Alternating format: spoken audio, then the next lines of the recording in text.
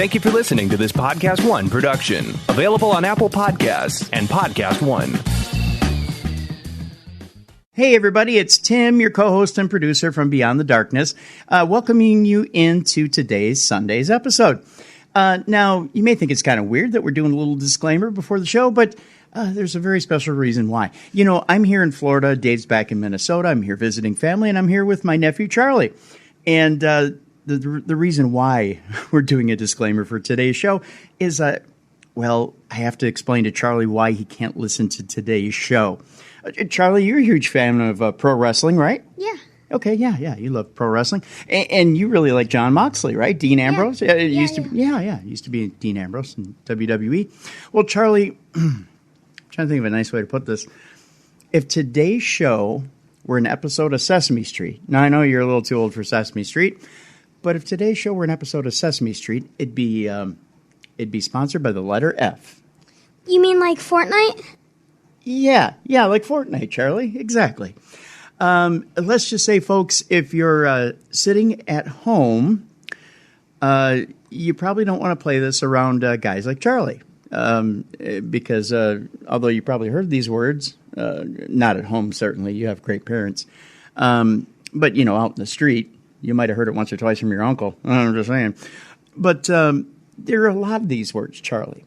In fact, Jon Moxley says Fortnite about 472 times. Really? He really likes Fortnite. I know, right? Yeah.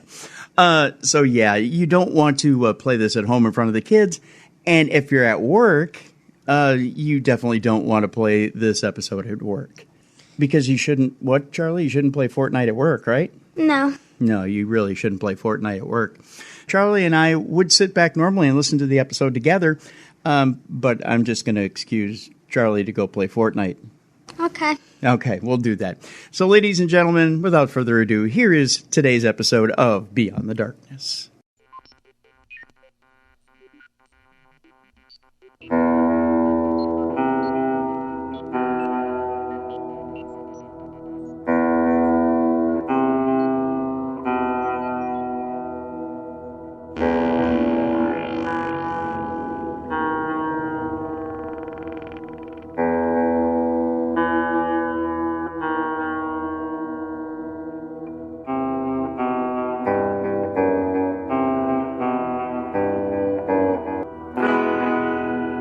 Good evening, everybody, and welcome to the Jericho Cruise Part 2. We are Beyond the Darkness, the best in paranormal talk radio. Thank you all for joining us here this evening. I'm Dave Schrader, your host. Across the board from me, the lovely and talented Tim Dennis. Let's hear it for Tim. Hi. And joining us on stage, the ghost of Jon Moxley. There he is. Very busy man. I'm sure we'll get him in here at some point during the show. I'm going to take off my glasses so I can actually see you because I'm blinded by the light right now. Thank you guys for coming out and spending some time with us this evening as we're going to discuss the paranormal. How many people here, by applause, have had a paranormal experience? Really? That many people? Were you afraid when you had that experience, or was it just awesome? Awesome? What was that? A couple scareds? Yeah, what scared you? I heard a child laugh. Yeah, children laughing scare the shit out of me too. Because at my house it usually means they've broken something and they're trying to hide it. Do we have our audience mic around to run around so we can hear some of these lovely voices as we do this? Yeah, we all want to hear it. All right. We've got one here. I don't know. Can we get it down there? We haven't stayed a full night here yet, but has anybody had anything weird happen yet today? Since they've checked into their room? No? No? The boat does keep moving, doesn't it? We're rocking and rolling on this rager. We've got some bad chop as we head towards the Bahamas. Go ahead, sir. Yeah, so who was it that had experiences down here? All right, we'll run the microphones out to you. Hand it right over here. This young gentleman in the third row. What's your name and where are you from? My name's Tony and I'm from Austin, Texas. Welcome, Tony from Austin, Texas. All right, Tony, what paranormal experience did you have? Well, my friend had told me about this hotel down 6th Street called the Driscoll. It's pretty famous for being haunted. I didn't believe him, and I was like, sure, why the hell not? I wasn't legal enough to drink, so going to a haunted hotel was the next best thing. Sure. And he was telling me all these stories about all these different people. We went to the very top floor. There was a portrait of this girl with a red ball, and he was like, dude, you know that she had died at this hotel. And I was like, okay. And then while I was staring at that picture, I started to hear giggles. All I heard was children, like a little girl laughing, like, and I was like, who in the hell? And then he was like, let's go investigate. And I was like, I've seen enough horror movies to know that the minority in these movies die first. Oh, yeah. So I'm running the hell out of here. And I didn't come back to the hotel since. That's why Tim and I are nervous. The fat, funny guys are always the first to get killed, then the minorities. So you're not even as bad off as we are in those movies. So you heard the giggles, right? Yes. It's unnerving as hell, isn't it? Yes, it is. When you start hearing this, how many people are here familiar with the Stanley Hotel in Estes Park, Colorado? The Shining Hotel, right? Stephen King stayed at this hotel. Went in, and it was one of the last days they were open for the season.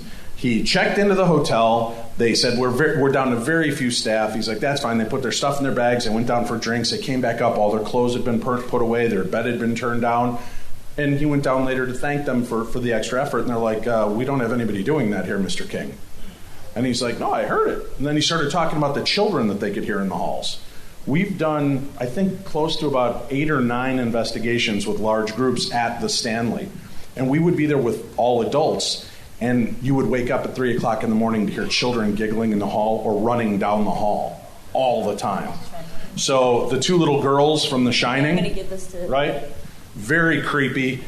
It's a real thing. Go to the Stanley Hotel. They'll tell you these great stories. It was fun when we did our first event there. The guy, the night auditor, he does the overnights. He goes, I got to tell you something. I think this is full of shit. I've been working here a long time. Never had a ghost encounter. But whatever. If you're people like this, that's cool. So he goes to bed, or we go to bed. I get up in the morning, I come down to do breakfast, and he goes, come here. And I go, what? And he goes, I got to tell you 2 things. And I go, what's that? And he goes, paranormal people are horny. And I go, what do you mean they're horny? He goes, all night long I had to keep chasing you dirty little perverts out of corners, making out and doing dirty things. He goes, so then I'm sitting down, I think I've cleared everybody away, and I start hearing somebody hammering away at the piano over in the concert room. So I get up and I go in one more time. He goes, I get to the door, I flip on the lights, and the piano's playing and nobody's sitting there.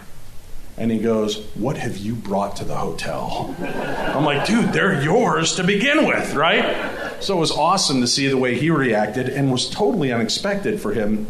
He's been working there all these years, never had an experience. But we had 200 people there, amping the place up. A lot of weird stuff was going on.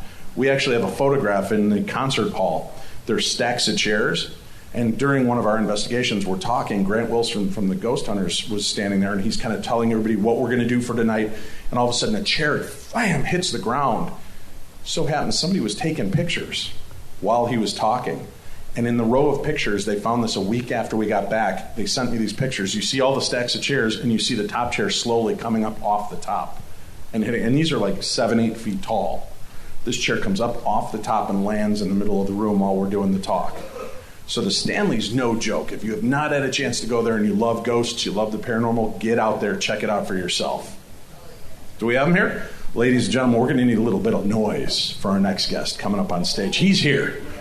Ladies and gentlemen, please put your hands together for the one, the only, Jon Moxley.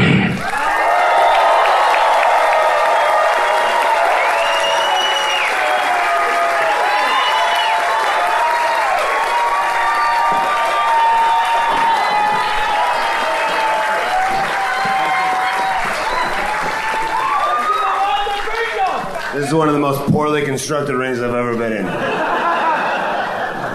I already am like feeling a little seasick, and then this on top of it, like, jeez. John, welcome up. Thank you very much for joining us tonight. Oh, no, okay, cool. Yeah. I just got off the karaoke stage like 2 minutes ago, so. What were you singing? Well, they didn't have any Billy Idol. What? Which is like my go-to. Yeah, so I did a little Sweet Caroline, because it's like a... Oh, well, all right, that's it. that's an easy go-to, you know. Very cool. Now, John, so I was on a wrestling ring stage show, and then was on that, and then this. So like, I'm just all over the place. I'm just performing like a motherfucker. I've never been on a boat before, so it's cool. You've never been on a ship before like this? No. Well, welcome. I'm a land mammal, babe. So we've been told you have an interest in the paranormal as well. Oh, for sure. Yeah, 100%. Yeah. I didn't really know what to expect with this tonight, but back, friend of mine, Chris Jericho, was like, "Hey, you want to go on the Paranormal podcast?" A friend of yours. What's his name? Chris Jericho. Not familiar. Yeah. Never heard of him. Nope. No. Yeah, and I was like 100%. This was before he stabbed me in the eye with a spike and everything. That son of a bitch. But I was like, look, motherfucker, I'm still going to get that free buffet. And I still stick to my commitment, so I'll still do the Paranormal podcast. Thank you. We appreciate it. Yeah. This is a trooper.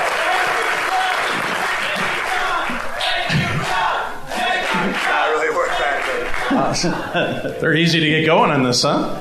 So have you, how old were you when you got interested in the paranormal? Did you have an experience yourself? I've had one ghost experience. It wasn't until I was an adult. Okay. I don't know if ghosts is like your specialty. We talk about it all. I got into Bigfoot when I was a little kid. Really? Yeah. Fuck yeah. We're trying to go there 2020. I'm trying to facilitate. We're going to get it. But you know, we had to do like a book report. I don't know, I remember maybe like 5th or 6th grade, maybe like 10, 11, something years old. You have to do a book report on a subject. So you're in like the school library. It's like, it could be any subject. And I'm just looking through random books or whatever. And it's just like a little, not a big book, just like a little picture, it's kind of educational book, Bigfoot, and take it out. And the picture on the front was the Patterson film picture. Right. Fuck this shit. And I was like, what the fuck? Is that a real animal? I was instantly like, what the hell? So then I was like, Bigfoot's my subject. So I did a book report on Bigfoot when I was like a kid.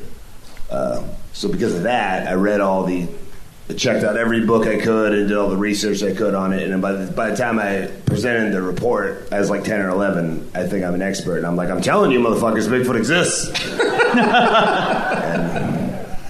And as you get older, you start to kind of be a little more realistic about it, but still hopeful, because you never know, man, you know? You know what's interesting about the Patterson Gimlin film? Have you guys all seen the Bigfoot footage? Yeah. So it was filmed in 1967, all right? The height of science fiction costuming was Planet of the Apes, which was phenomenal, but didn't look real, right? You had the monkey at the beginning of 2001: A Space Odyssey, which looked horrible. The only other monkeys that were believable were Davy, Mickey, Peter, and Mike, right? And 1967, they filmed this footage. Now, it's blurry, it's grainy, and it's shaky. So it leaves a question. But what's interesting is now we're in 2020, and they have used every stabilizing condition under the sun, and this image just keeps getting better. Because you don't see any flaws. I can't figure out, if this thing is fake, I can't see how this thing is fake and continue to look better the more science stabilizes the image. Every time you watch one of those new shows or whatever, like Truth About Bigfoot or National Geographic or whatever, it seems like they start to disprove it a little more. People start coming out of the woodwork and say they knew and it was fake, and they start reenacting it and be like, this is how it could be faked or whatever, but they really still can't disprove it. So until you do, fuck you, Bigfoot could exist. Well, two of the biggest detractors are Bob Hieronymus, who claims to be the guy that was inside the costume. Yeah, because he was doing all this shit. Right. With the he's huge. Like a car was this big motherfucking dude who I don't know if you know or not. Big tall dude who knew these people or was running the same circles, and he claimed that he was the guy who was in the suit, and he said he produced like wooden feet that he said is what he used, and he said he would hook up with a rope and get pulled by a car to take like big ass steps, which is like, damn, that's pretty believable. That could have been. But I want to be like, fuck you, man, you're making that up. Well, Philip Morris, the costumer, is the guy that supposedly gave him the costume. And they redid the costume. Now, mind you, that was 1967, and he said what he did was he retrofitted a gorilla costume from 1967 to look that good. Thank you. I think it was 2000 or 2002, Bob Hieronymus and Philip Morris get together. They recreate the costume, and it looks like something an 8th grader put together in their garage, cutting their grandmother's favorite carpet up. Yeah, like, where's the costume? Yeah, it's nowhere near. Where is and it? You wouldn't have kept that. That's in there, exactly. Somebody wouldn't have kept that. It's totally Maybe you would have, bonkers. like, set it on fire to, like, destroy the evidence, I guess, could be an argument, but, you know. And the tits. You know, who would... God, it had great tits, huh? Who would think, you know what I mean? Who would have thought to make it a female? Because just in your mind, generally, when you think of big hulking monsters, they would have a more, like, menacing male, like, you give them, like, Lex Luger tits. I can see that. Stroke, like, if it was a fake, stroke of genius to give it, like, because it's like, oh, that could be more, you know? And you got the dude, like, Jeff Meldrum. Right. Who's still is not an idiot, I don't think. No, not He's at all. got, you know, a bunch of degrees and shit, so. I mean, he might have gone nuts later in life and become obsessed with Bigfoot, but he still is like the thing. He's like, nothing could have moved like that. Like the way this shit, all this, the head and the neck and all that, you know. He has watched a lot. It's like this I want to believe, you know. Yeah. It gets harder every year. See, I thought it's gotten easier with the way that it looks now. That Animal Planet show, the Finding Bigfoot, like the reality show. Yeah. I'll tell you from experience, everything that happens on reality TV shows is 100% horseshit. So, except for mine, the Holzer Files on Travel Channel. Oh, I wasn't counting you. You were obviously. Yeah, but I'm watching these motherfuckers, so I'm like, you're ruining it for everybody. You're like, dude, you're like cooking bacon in the woods. Like, get the fuck out of here. Like, you know. You don't believe Bobo's theory that Bigfoot likes raves, Bigfoot likes bacon, Bigfoot... What are some of the other insane things? Bigfoot likes ribs nailed to a tree. Who doesn't? In a slab. Right. I mean, we all do, right? Yeah. So do you think out of, you know, if you had to look at like Loch Ness Monster, Bigfoot, Chupacabra, do you believe that there's a good chance something like Bigfoot could exist? Well, stuff does. There's still, I mean, they find stuff. I mean, it's, the world's getting smaller and smaller and smaller. Right. But there's still, like, parts of the world where they find, like, because there's just some parts of the world that are just in big land masses that are in poorer countries that are just, like, kind of uninhabitable fucking jungle. A lot of it's, like, jungle. But the Pacific Northwest, where, like, if I were to think, I like to believe in my justification is that he exists in the Pacific Northwest, if he does. Like, Northern California to British Columbia. When people from, like, Alabama start going, I've seen Bigfoot, I'm like, fuck you, dude, you're ruining it for everybody. Because nobody believes, like, no, he wasn't in Huntsville, Alabama. Like, it doesn't make any sense.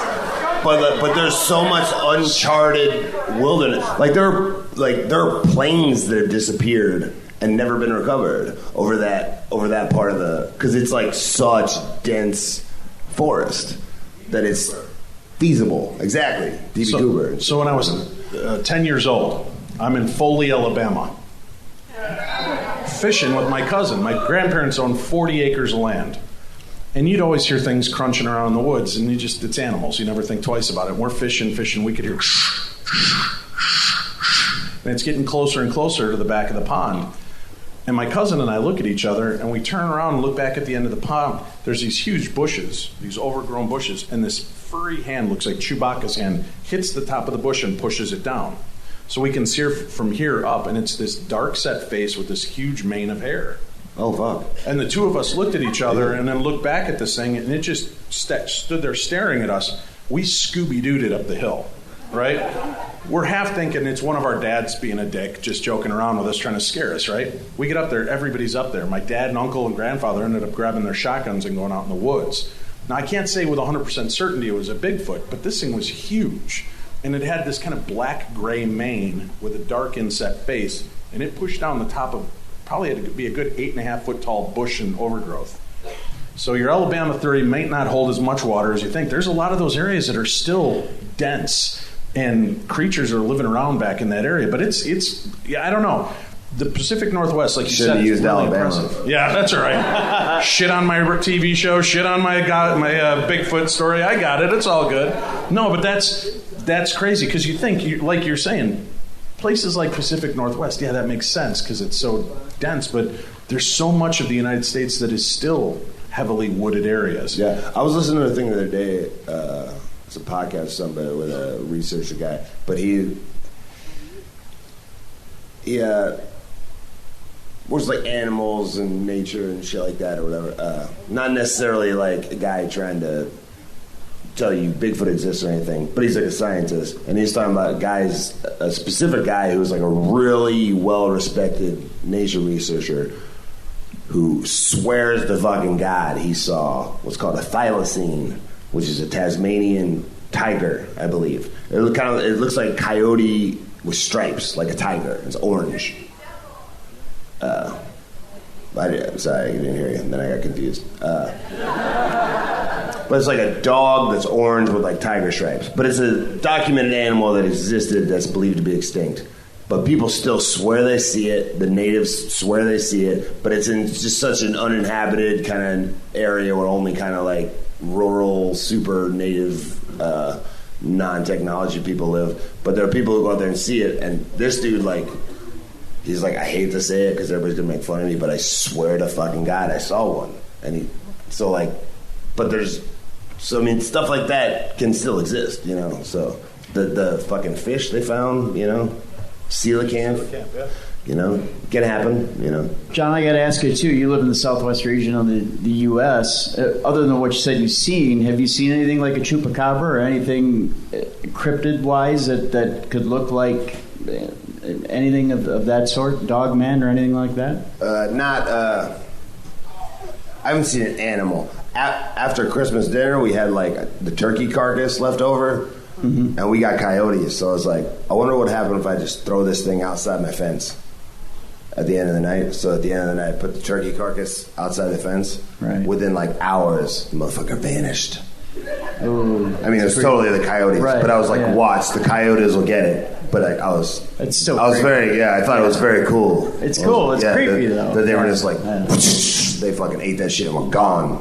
Like it vanished. That's creepy. Are you familiar with the story out of Wisconsin? They had one of the road workers gets called out to pick up a deer carcass. And this is on their official record. It was in their newspapers, everything. The guy goes, he picks up the deer carcass. He's got it in the back of the open flatbed truck, right? And he's in the front doing notes. He hears a growl, looks up, and something bounds into the back of the truck, grabs the carcass, and jumps back out and runs into the woods with it. So now they've referred to this as the Beast of Bray Road. It's supposedly this like 7 or 8 foot tall werewolf-like creature. Are you familiar with this? No, the Dogman? No, never heard of it. It's crazy. How many people are familiar with the Dogman stories? Yeah? Show of applause. Just I'm curious. What do you believe more in, Bigfoot? Dogman. Yeah? All right, John's got a story. What do we... Uh-oh. I gotta... I'll talk while I'm doing this. You just made me think, because you were thinking of shit I seen in Vegas. So, like, I live by Area 51, which is like, I don't know, what is it, 100 miles or something from Vegas? Right. I never actually drove up there. My wife drove up there with a friend, and, like, they went to, like, the UFO cafes and shit and saw all this stuff. Little alien? Yeah, exactly. There's, like, a mailbox where people put letters in. You know, it's like it's a touristy thing. Right.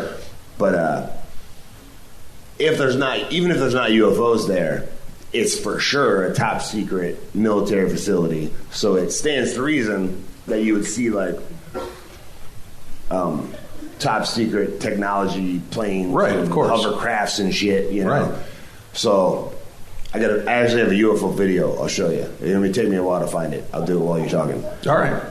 But I've seen it twice. I've seen it one time in the daytime.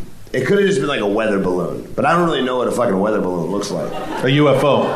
Yeah. So I seen it in the daytime at the dog park where I was like fucking around with the dog and shit. And then I'm like, the fuck is that? The fuck is that? And it was like fairly low, and I'm close to the airport, so there's always planes going by, so I kind of have a gauge. And this is kind of like, it's like a circle. There's like a black circle, and it was just moving like this. A super steady pace.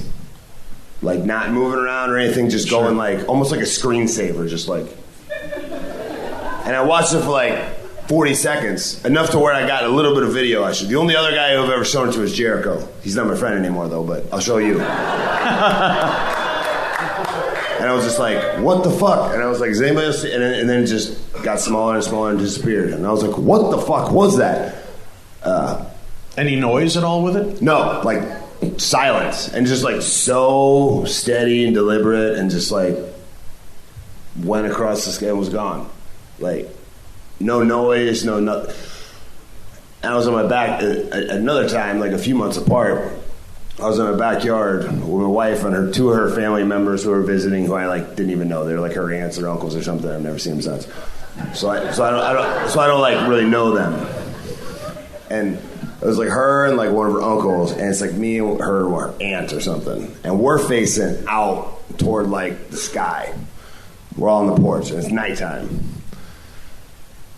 And I'm like, the same kind of thing. I'm like, what the fuck is that? But this time it's nighttime, and it's a blue circle. Same exact kind of thing, but it's like a blue neon circle. And it's just the same exact thing. Just same speed, deliberately moving across the sky. Like same height, no noise, no other, just like a fucking screensaver thing going across. And I'm like, but like it takes enough time to where you're like, what the fuck is that? What the fuck is that?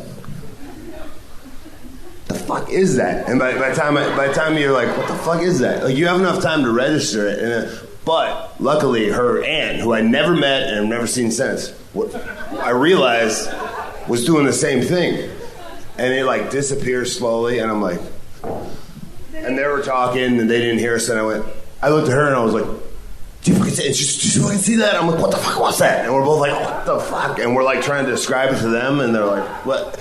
But like she confirmed the exact same thing that I did. We're like, what the fuck was that? And I didn't get a video of that, but it was fucking bizarre. So I don't know if they were, I mean, it could have been some kind of fucking weather balloon. It could have been some kind of like surveillance technology. No. Good weed does not give that same effect. No. You're up there with it, man. No. I don't smoke weed. So I promise it wasn't that. It's interesting, though, one time... Everybody thinks I do, but I swear to God I don't. But yeah, we both were like, when I was like, you saw like the blue thing, like we saw the exact same thing. And so I saw it once during the day when it was like lit up, and once during the night. Or once during the night it was lit up, and once during the day when it was just a dark thing. So I seen that twice. And that could have been like a military thing. It could have been an experimental thing. It could have been some simple explanation, like that was a fucking weather balloon or something. I don't know, but it was definitely something, and I still have yet to get an answer of what the fuck it was. Well, yeah, it sounds like the one time you saw it, it's backlit, so it's black, and the next time you see it, you're seeing the front view of it, and it's neon blue. Yeah. I'll show you. Yeah, so it's intriguing in that you saw it in shadow the first time, and then the next time you're seeing the actual front face of it. So. UFOs. Anybody here seen a UFO? Ever seen a UFO not on weed? I got it right here. I already got it. Wait. All right. Hopefully it'll play, because I got like no fucking... This is going to be great for the listening audience and you down there. Before I get everybody excited, let me make sure that it plays. Okay, very cool. Because I got like no signal on this fucking boat. I'm curious, John, if they told us, if I said to you, listen, I've got a place where I can take you where they're telling me they're going to guarantee we're going to have a Bigfoot encounter or guarantee that you're going to have a UFO encounter, which place would you go to? Oh, Bigfoot, 100%. Bigfoot? I'd be a little skeptical, because I'd be like, well, if you're guaranteeing it, is it, am I getting worked here? Like, is it... Understandable, right? Dr. Luther, who is now in AEW, he's joined the Nightmare Collective. His former... wrestler in Japan, bald dude. It's gonna be making waves. If you don't know his name, you'll know his name. Dr. Luther. He has been on Bigfoot expeditions, and he came up to me and was like, "Dude, he's been out in like Edmonton, because he's from Calgary. Sure, or not? Calgary's Alberta. He's been like Alberta, like Alberta, and he showed me pictures of like trees pushed over in like X's, where they're not cut, but they're just pushed over. Where it's like, that's weird. Like, how do you do that? How do you just push like big ass trees? Like, how do you just push it over but not cut it? And like they say that's like some kind of a territory marking thing for Sasquatches, you know? Like, it's like the Blood and the Crips are marking their territory. He's been out on like official expeditions, you know? So I was like, dude, me and you and Jericho got to go on like an official Bigfoot expedition. Are you going to base Jericho and leave him tied to the tree? Now we can't because now we're not friends anymore. Yeah. Fuck that guy. We were going to do it. Who knows? We could have been the three that discovered Bigfoot, but it'll never happen now. All right. Nice going, Jericho. Did Dr. Luther say anything about ever coming face to face with a Bigfoot? No, they just saw like the signs. Okay. But he's really, he saw some shit. He showed me the pictures of some shit. Huh, so. Interesting. There's a place in Washington, Trout Lake, Washington, called the Eceti Ranch. Yeah, you guys familiar with that? Trout Lake, Washington? The Eceti Ranch, ECETI.org is a website, and they've got plenty of video footage. But that was one of those places that they said, you know, if you come out on a clear night, you have a 90 to 95% chance of seeing something in the skies. So I put them to the test. I've been there 3 times. I've never walked away without seeing unbelievable shit flowing around in the sky out there. Now, Dr. Melba Ketchum, who is in the Bigfoot Genome Program, has told me that she has a location that she would let me come out to. She guarantees that, well, can't give it a complete guarantee, but she has had extremely positive encounters every time they've gone there, or almost every time to have a Bigfoot encounter. I got to tell you, my fear, though, is because if it is more wild animal than intelligent bipedal creature, that's my one fear. I mean, you can't negotiate your way out of an ass beating from a Bigfoot. Well, not many people have stories of getting like mauled by Bigfoots. If they were dangerous, so many more people you would think would have. If they were more aggressive, it would be more likely that we would have seen them. Well, there's been, you know what I mean? There's been more and more stories about them attacking dogs or fronting humans. They said that they kind of do a bull charge and then will back off. But it's just enough that, again, I don't know. You know, you think you would have more incidences of people coming back with like Bigfoot like claw marks that would have like DNA and hair and all that shit, or like teeth marks, or however they would attack people? I don't know. Or like, I mean, if they bash somebody in the head with their skull, it'd be like somebody would have like, did you get hit with a sledgehammer in the woods? What the fuck happened? You know, right. Yeah, I don't know. That's my one fear is, you know, seeing things in the sky, I'm far enough away. Going into an area where I'm now impeding in its environment, that just seems a bit dodgier. I say like, I wouldn't be scared of Bigfoot, but if I saw a Bigfoot, I'd shit my pants in 12 different directions. It's funny because if I was just in the woods like that, I'd be scared of every fucking thing. I'd be scared of bears and coyotes and shit. Well, that's why I'm terrified of mountain lions. Oh, right. Yeah. Well, there's a good reason. Yeah, especially like in California. If you're like mountain biking in California, I've seen this show where this chick was mountain biking in like California, not even far from LA, like a trail real close to where like I've ridden on, just like a regular biking trail people go on. And she's just biking along, like da-da-da-da, and just gets, like, ambushed by this fucking mountain lion that just saw people going by and just went, like, I'll just wait here and eat one of these fucking humans. So, like, that's not even, like, oh, you know, if you take the proper precautions, or it's probably unlikely, but, you know, and these are the things you can do to prevent it, or if it happens, this is what you do. There's no chance. You're on a fucking bike, and then there's, like, you're fucking done. It's over. Like, and if there's a 1% chance I'm gonna get fucking ambushed by a mountain lion on a bike, I'm never riding that trail. Ever. Yeah, I've become very fucking terrified of mountain lions, and we know they're real. All right, we got to take a quick break. Stay tuned. We'll be back with more of the best in Paranormal Talk Radio. You're listening to Beyond the Darkness. It's that time of year again. Time to set new goals and resolutions. You know, they're pretty easy to make, but they're harder to stick to. And at Audible, we believe that listening can motivate, inspire, inform, and help you to be more successful in 2020 and beyond. No matter what your resolution or goal is this year, you're going to find the perfect audiobook at Audible to motivate and inspire you. Whether it's getting physically fit, financially fit, or even being a better parent, leader, or person, it's all on Audible. And to help motivate you, get this, Audible is issuing a challenge to current and new members. Finish 3 audiobooks by March 3rd and get a $20 Amazon credit. It's just that simple. Finish 3 by 3-3, get it? Finish 3 by March 3rd, and you'll get $20. How easy is that? There's nothing to enter. Audible will keep track of your progress for you. Let me give you some examples of what I picked out, because these are the 3 that I'm going to work on for the new year and get myself motivated. Now, first of all, I want to start with a book called Comfort Zone, Stepping Beyond. Here's the deal with me. When I was younger, I had a real hard time getting out of my comfort zone, stepping beyond, and asking for things. I was a real shy, sensitive kid. I couldn't say, can I have that? Should I have that? I even had a problem asking for dates and when it came to business, asking for a sale. I couldn't do anything, to be honest with you. I was pretty frozen. Sure, it was cute. Sure, it was adorable, and it didn't do anything for me for the ladies. It didn't do anything for me for sales. It didn't do anything for me to get ahead in life, because if you don't ask, you don't get, right? That's kind of getting out of our comfort zone. It's stepping beyond. There's an audiobook waiting for you right now on Audible, and it's called Comfort Zone, Stepping Beyond, 10 real-life inspirational short stories for fearless living. Take action, inspire others, travel the world, find true love, leave a legacy, by Russell C. James. And it's narrated by Ryan Sitzberger.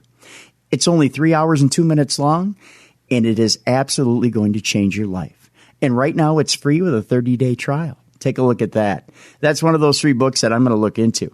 Second one I want to look into is going to be great for all your metaphysical needs and all you metaphysical people out there. It's called How to Kiss the Universe, an inspiration, spiritual, and metaphysical narrative about human origin, essence, and destiny. It's by Yosef Simokovich. It's absolutely perfect for all of our people who are into self-development and meditation. Inspirational, spiritual, metaphysical, enough to get you going in the new year. The third audiobook that's waiting for you at Audible that I'm recommending is from Trevor Noah from The Daily Show. I love The Daily Show. I love Trevor Noah. Saw him live. He's absolutely amazing. And he's got an audiobook out there called Born a Crime, Stories from a South African Childhood. That's actually his biography. It's stories from his childhood in South Africa. It's endearing. It's funny. It's engaging. And it's waiting for you right now at Audible. You absolutely want to get a hold of Trevor Noah's new audiobook, Born a Crime, Stories from a South African Childhood. Now, how easy is that? There's nothing to enter. Audible keeps track of all the progress for you. It's that simple. Audible members can choose 3 titles every month, 1 audiobook, and 2 exclusive Audible Originals that you can't hear anywhere else. Audible members also get access to exclusive guided fitness programs to help start the new year off right. Listen on any device, anytime, anywhere, at home, at the gym, on your commute, or just on the go. You'll also enjoy easy exchanges for any audiobook you don't love and on an audiobook library you keep forever, even if you cancel. So how do you do it? How do you get a hold of this great deal? Well, it's real simple. You can start listening right now with a 30-day Audible trial. You can choose 1 audiobook and 2 Audible Originals absolutely free. All you do is just visit audible.com/BTD like Beyond the Darkness or text BTD like Beyond the Darkness to 500-500. That's texting BTD to 500-500. We encourage you to go out there and get something that's going to change your life this beginning of 2020, something that's going to inspire you, that'll not only paranormally or metaphysically call to you, but something that'll also change this 2020 for you and start this new decade off on the right foot. You know, like I said, Comfort Zone, How to Kiss the Universe, and Trevor Noah's new audiobook for me is something that I'm going for. I want you to check out Audible today and take a look at what it is that's going to change your decade. How do you do it? One more time. You can get 1 audiobook and 2 Audible Originals absolutely free. Again, visit audible.com/BTD or text BTD to 500-500 to get 1 audiobook and 2 Audible Originals absolutely free. We think you're going to be absolutely pleased with Audible and that you're going to change your life through the magic of audiobooks. Please give it a try. You'll be glad you did.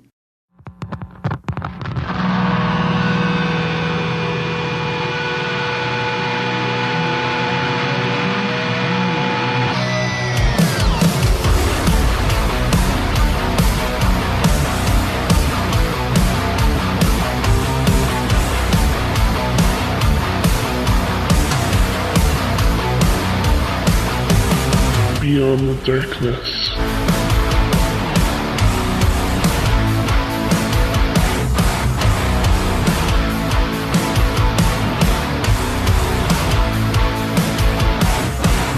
Welcome back. You're tuned in to Beyond the Darkness, live on the Jericho Cruise.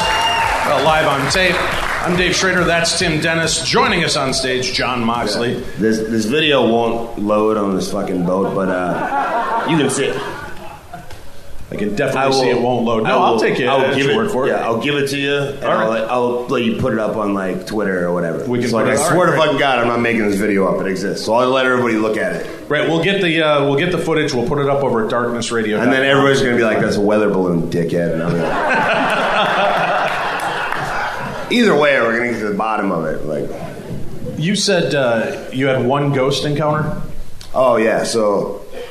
And I don't know how I feel about ghosts. Like, I'm not saying they don't exist. I'm not saying they do. If they do, like, let's say they do. Cool. I don't want to see one. Because, like, oh, man, no, I'll be all scared and shit all the time. I'll be in a, like, I don't know. I'd rather be like, okay, cool, ghosts exist. Just don't show up. You know? Even though they never really seem to hurt anybody. But in any case, so I was on a Europe tour in WWE. It was like years back, like 4 or 5 years back. And we're in England. England's haunted as fuck.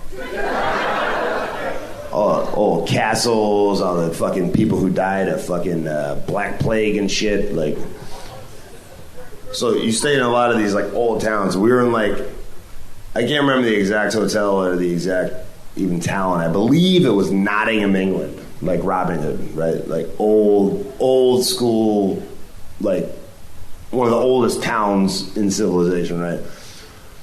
Nottingham, England, let's say. It was like Nottingham or Sheffield or something like that. I want to say it was Nottingham though, right? And we're at like this Marriott. It's like a Marriott, but it's a really old building. It's in like all the like the streets are cobblestone. Like it's all done up and they put like fucking Starbucks and shit in there. But all like the base of a lot of really old Starbucks. Yeah, a lot of the base of the construction is like, you can tell it's old shit. So in this, and people had said something like, oh yeah, it's like one of those haunted hotels or something. And so I had it kind of in my head like, oh, that's one of those haunted hotels. And it's kind of like old and creepy and kind of, and it's fine, but it's, you know, I don't know, once you got it in your head that it's creepy, now it's creepy. So like, I didn't think about it or notice anything or anything. The next day, woke up in the afternoon. We're leaving, bus is leaving at like 4 o'clock or something. I woke up in the afternoon, like, oh, okay, I'm gonna go get a little workout in before I gotta go to the bus, right? So like, go down to the gym. It's like down in some like basement. So it's like this basement-y gym. And I'm like, okay, get a little workout in. The last thing I do, I get on like some kind of like elliptical Stairmastery type cardio machine. And I'm like, okay, I'm going to do like 30 minutes of cardio here. It's like a little sweat on, get fucking hyped up, and then get on the bus and go to the show. So I'm doing it. So hit fucking start and get on. And I'm like, the thing is like if this is the wall, I'm like, it's like right in front of the wall. And there's a clock on the wall. That's like a clock that would be like in a classroom. Just like a mounted wall clock.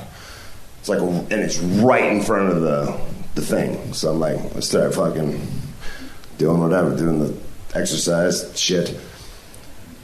30 seconds in, and then the clock just starts doing this.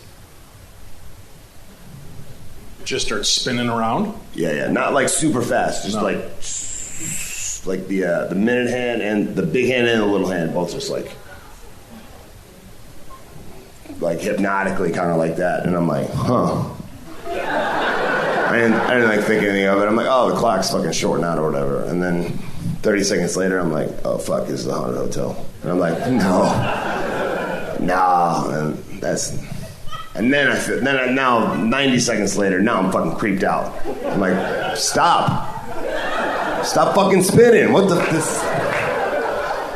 And now I'm like, I'm mentally committed to doing 30 minutes on this fucking thing. And I'm like, I'm not fucking selling for this ghost. Fuck that. So I was like, because I'm not giving the ghost power. I'm not going to be like, because it could, for all I know, it could be. I don't know if it's battery operated, if it's plugged into the wall electrically. It could be shorted out. It could be a simple explanation. But it started doing it almost immediately when I got on the machine. And I'm like, now I have to finish this 30 minutes. I can't let the fucking ghost win. And I'm like, so this isn't happening. For 30 fucking minutes. And I'm just like, I'm listening to music. I'm like, no selling it. And just like. And every once in a while I look up and it's like, I'm like, fuck. Fucking. So I'm like, it's like 28 minutes, thing's still going. Then it hits like fucking 30 minutes. I'm like, okay, fine, good. As soon as, I swear to fucking God, as soon as I stop and I get off, I go, oh, it did my 30 minutes. The thing fucking, both hands, stop at 12. I swear to fucking God. Like almost a second I got off, after they started spinning as soon as I got on, and they stopped almost immediately as I got off. And they just came to a stop perfectly both at 12. And I was like, okay, peace out, motherfucker. And I got on the bus and I was feeling dirty and shit. I was like, this is weird. And then there were a couple of people on the bus who were like, did you hear like noises and shit last night? And they're like, yeah. And people were like, yeah, this is supposed to be haunted. And then like fucking Kane, WWE wrestler Kane, who's been on the road like forever, who's been there before, he's like, yeah, this is like one of the most like haunted hotels. Like he's like, yeah, I was hearing some weird shit like in the walls and in the vents and stuff. He's like, yeah, it's creepy, but whatever. And I'm like, and I remember I was freaked out enough by it to like I didn't even share the story with anybody immediately because I was like, I didn't want to admit that it happened. I was like, that didn't happen. Nothing happened to me. It's all good. The Pfister Hotel in Milwaukee is insanely haunted, so bad that the Brewers put up their opposing teams at the Pfister. And they, seriously, there's all these articles about it. It's great. They know the worst ones, so they put the starting pitchers into those rooms. So the Milwaukee Brewers and the Pfister Hotel are in cahoots to screw every team that comes in. Dude, there was a hotel we used to stay at in WWE that's in L.A. It was one of the old-ass hotels. Fuck, I can't remember what it's called. Roosevelt, man. Yeah. Yes. Like downtown L.A. Yeah. It's where they filmed parts of The Shining, I believe. Allegedly, they filmed parts of The Shining there. Okay. You're bigger than me. I'll go with that. It's supposed to be like a haunted hotel. Yeah. I never had anything weird happen there. But a very like high-profile WWE wrestler, I won't name him, but... go ahead. Nobody's listening. No, I don't know. He might be freak. He might be no-selling the ghost, too, so I don't know. Okay. All right. But apparently he had his family there for like when we had SummerSlam there, and his kid was at the pool, and his kid told him that some other child came up to him and was like, oh, and the kid can't swim, and he was like, oh, you want to jump in the pool? Oh, it's all good. And he started like holding hands with this child and was like walking into the pool, trying to push him in the pool.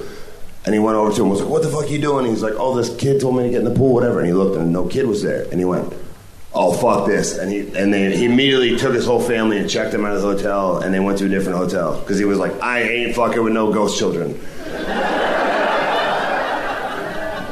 But... yeah, ghost children, those are the creepiest, right? We were talking about that at the beginning of the show. The strange encounters with paranormal children. That unnerves me, right? Because I grew up Christian. I'd like to think that if something happened to a child, God wouldn't leave the spirit behind. But yet there are all these locations where children's spirits are seen ducking around the corners, running around in the halls, giggling, playing games. Like in a movie, a 7-year-old girl can become scary as fuck real quick. A little bit of blood comes out of her mouth. Eyes start fucking going a little bit. You know what I mean? I'd been watching a bunch of the paranormal shows, and they were coming up in the beginning of 2006, 2007. They kept coming up against these little Jawa-looking ghosts. You guys remember that? On the show, there were these like little 3.5 foot, 4 foot, like they looked like Jawas. They had little cloaks on. And I woke up one night to the sound of something running in my room. And the doorway is over in front of me. My ex-wife was sleeping closer to the door because if somebody comes in, I want to get out the window. I'm not a hero. But I hear, and I look, and there's this little thing booking around the bed heading towards my wife. So I jump over my wife, I reach down and I grab it by the throat, and I cock my fist back, and I hear, Daddy? I grab my 3-year-old daughter. Oh, God. She goes, what are you doing? I go, just hugging you. I bet you were relieved, though. I'd have been yeah. Fucking guy. Yeah, I was relieved, except for this kid right in the front row, John, the little redhead down here, who's now not so little. Looked like Opie when he was a little guy, my son Linus. Oh, we all do. His mom brings him downstairs one night. I'm sleeping on the couch. She goes, tell your dad what happened. And he goes, oh, Dad, I saw Pacey running around my room, my little sister. I go, honey, she's not old enough to run. She's in her crib. He goes, no, I saw her running around in my room. I'm like, buddy, everything's fine. She goes, no, tell him the other story. And I said, what other story? And he goes, well, there's that little boy on my top bunk, Dad. And I go, well, that's your brother Nathan. He goes, no, Dad, Nathan's sleeping. The little boy's sitting on the top stair. And my son, again, he's big freckles, elf ears sticking out, flaming red hair. And he goes, no, Dad, the boy on the top bunk is staring at me like this. He just tips the head, up go the eyebrows, and just this Joker sinister smile spreads across the face. So being the good father I am, I said, well, you just sleep down here with Dad tonight.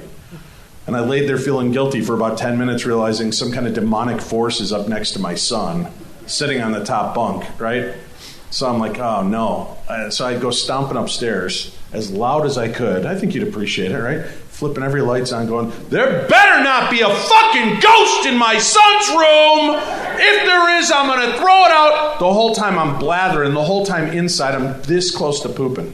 Yeah. This close to pooping. Because if I throw open that door and this is sitting on the top bunk staring at me, there's just going to be another ghost in the house. That's the weird thing about, I mean, nobody can really study ghosts because we don't actually have like an example, because we don't have one laid out on the fucking morgue table or anything to like know it, but there's like theories and shit. Right. And it feels to me, like I said earlier, like I'm like, I don't want to fucking sell this ghost because I feel like they'll smell fear. Right. And they'll start fucking with me worse. Like, they'll fuck with you a little bit, and then if you go, then they'll be like, ha, and they'll try to haunt you more. But if you're like... Were you a little brother? It's like if somebody's picking on you and you're like, whatever, dude, they're like, well, you're no fun. But if you sell it, if you're like, then people pick on you more. I feel like ghosts must be like that. So it's like, do you want to walk it? It's like, you don't want to do nothing, but do you want to walk into the room and go, fuck you, ghosts? Any ghosts in here? Come on. Or do you want to be like... Or do you want to just pretend that the ghosts aren't there and be like, oh, whatever, fucking ghosts don't exist? And then they'll be like, oh, that's no fun. You don't believe in me. You know? I've thought about this a lot. When we first moved into our house, we looked at a couple houses that were like old, and I'm like, this shit was made in 1955. Right. Nah, too old.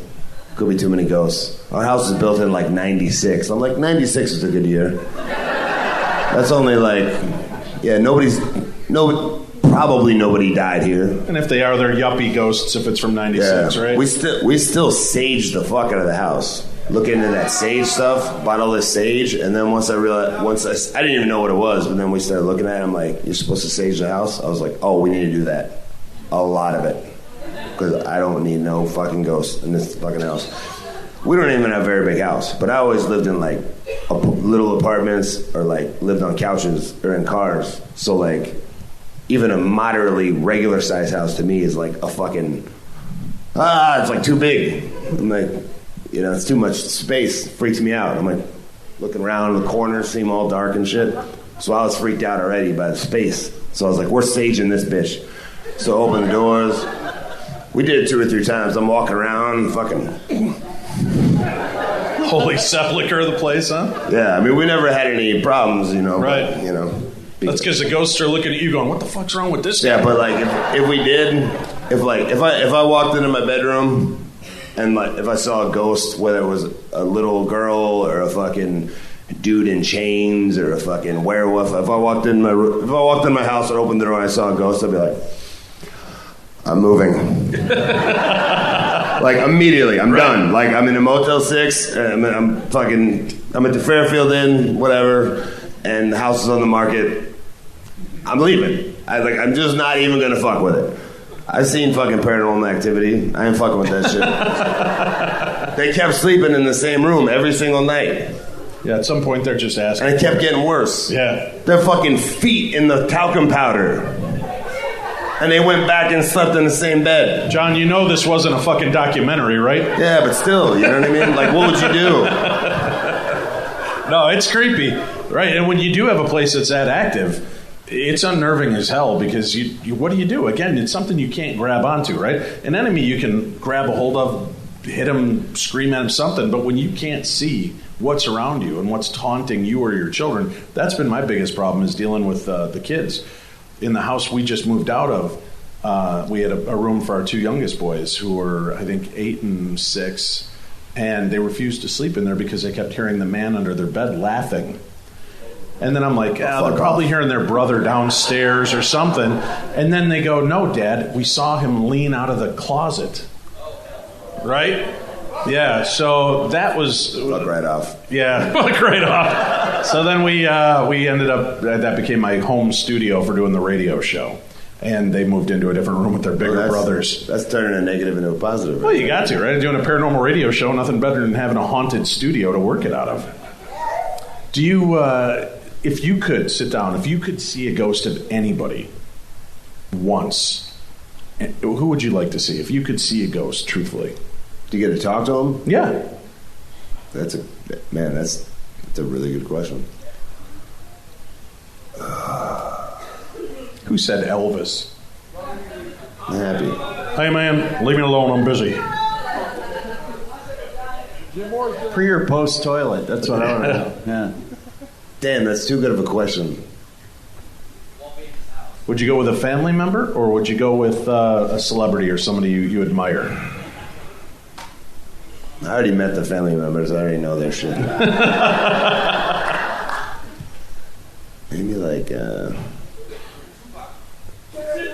Tupac. not fucking Tupac. He ain't dead. How can you see his ghost? Yeah, there you go. 23 albums since his death. He's not dead, folks. Tell you what, when we maybe pull one up in of the the, Bahamas, you can say hey to him. Maybe one of the dudes who went to the moon. One of them's dead. Oh, you'd want to speak to, who was it that just died? Buzz Aldrin, right? Yeah, maybe like, what's up, Yeah. dude? You go to the moon or not? What would you ask Buzz Aldrin if you had him, that he had to be completely honest with you? What would be the question? You go to the moon or what, brother? Do you think they did? I was gonna say, I don't know, maybe, but apparently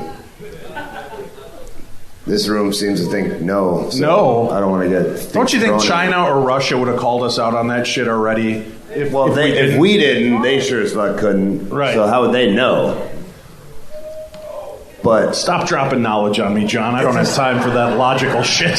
So if they didn't, is the International Space Station? We'll know for sure if nothing ever got leaked or whatever. We know for sure when somebody finally does.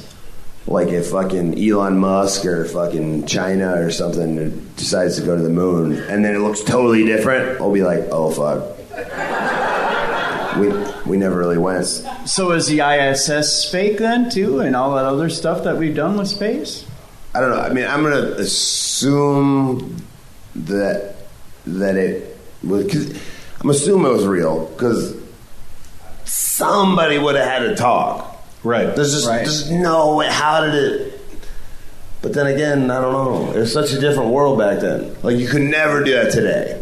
With like the internet and leaks and Russian leaks and all this shit. I mean, the Hillary Clinton. Oh, and you got to like that Buzz Aldrin got asked about it. And he knocked the guy on his ass. Back then, I mean, they were doing that shit on like 9mm film or whatever the fuck. Yeah. Like, it was a different world. So, like, maybe. Do you guys believe we made it to the moon? Okay, well, Who doesn't believe we made it to the moon? Just two of you? I love how they're real quiet, though. Just a couple of you? Okay. I listen to this motherfucking, sorry. That's all right. This flat earther dude. Yeah. On Jericho's podcast. Yeah. I don't fucking support that podcast at all anymore.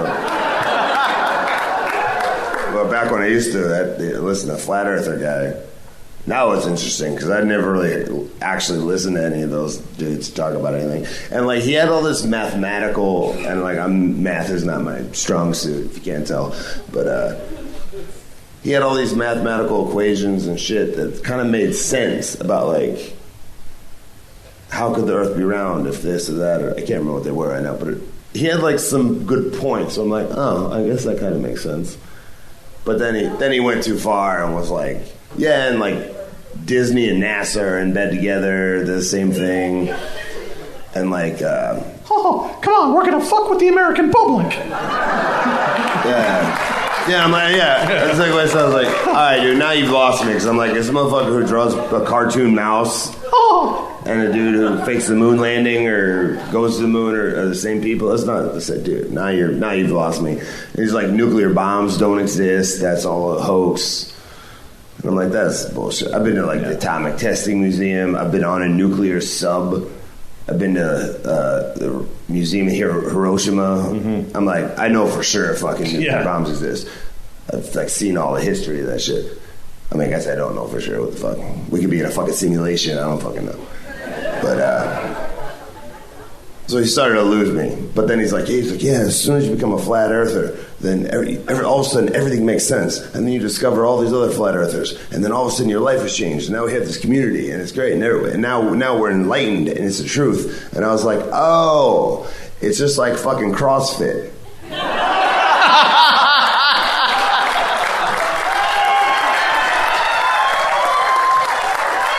Or like any like or like many or fucking Scientology or being a fucking this or that. No offense to do whatever you want, be whatever you want, like believe whatever you want.